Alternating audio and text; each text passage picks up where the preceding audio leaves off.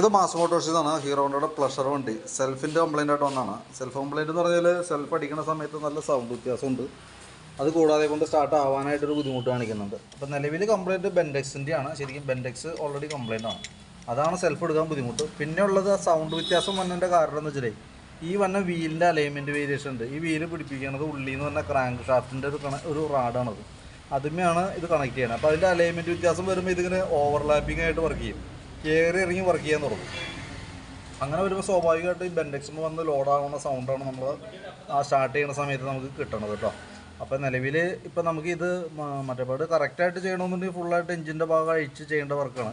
തൽക്കാലം നമ്മൾ വലിയ സൗണ്ട് ഇല്ലാത്ത രീതിയിലേക്ക് ക്രാങ്ക് അലൈൻമെൻറ്റ് ഒന്ന് അടിച്ച് ക്ലിയർ ചെയ്ത് കയറ്റിയിടുന്നുണ്ട് കേട്ടോ. അതിനുശേഷം ബെൻഡെക്സ് മാറ്റിയിട്ടേ ആ സെൽഫിൻ്റെ ഓക്കെ ആയിക്കോളും.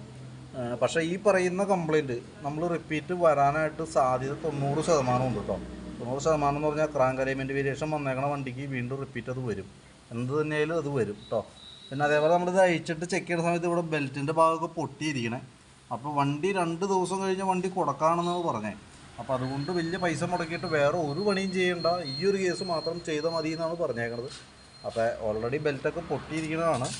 അപ്പോൾ നമ്മൾ ഉപയോഗിച്ചുകൊണ്ടിരുന്നാൽ ഉറപ്പായിട്ടും ബെൽറ്റ് പൊട്ടി വഴിപ്പെടുന്ന സിറ്റുവേഷൻ ഉണ്ടാവും. അപ്പോൾ കൊടുക്കാനാണെന്നുണ്ടെങ്കിൽ കൈ മറിച്ച് വിട്ടേക്കാം. അതേപോലെ തന്നെ മേടിക്കുന്ന ആളോടും പറഞ്ഞേക്കാം ബെൽറ്റിൻ്റെ കണ്ടീഷനൊക്കെ ഒന്ന് സൂചിപ്പിച്ച് വിട്ടോളൂ. അതല്ലെങ്കിൽ ഐറ്റങ്ങൾ പോയി ബെൽറ്റ് പൊട്ടി വഴിയിലൊക്കെ പെട്ടുപോകും.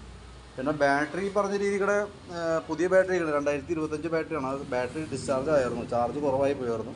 അപ്പോൾ അത് ഒന്ന് ചാർജ് ചെയ്ത് കയറ്റുന്നുണ്ട്. ഇത്രയും വർക്കാണ് നമ്മൾ മെയിനായിട്ട് ചെയ്യണത്. വേറെ നമുക്ക് ജനറലായിട്ട് സർവീസോ വേറെ കംപ്ലയിൻസോ ഒന്നും തന്നെ പറഞ്ഞിട്ടില്ല.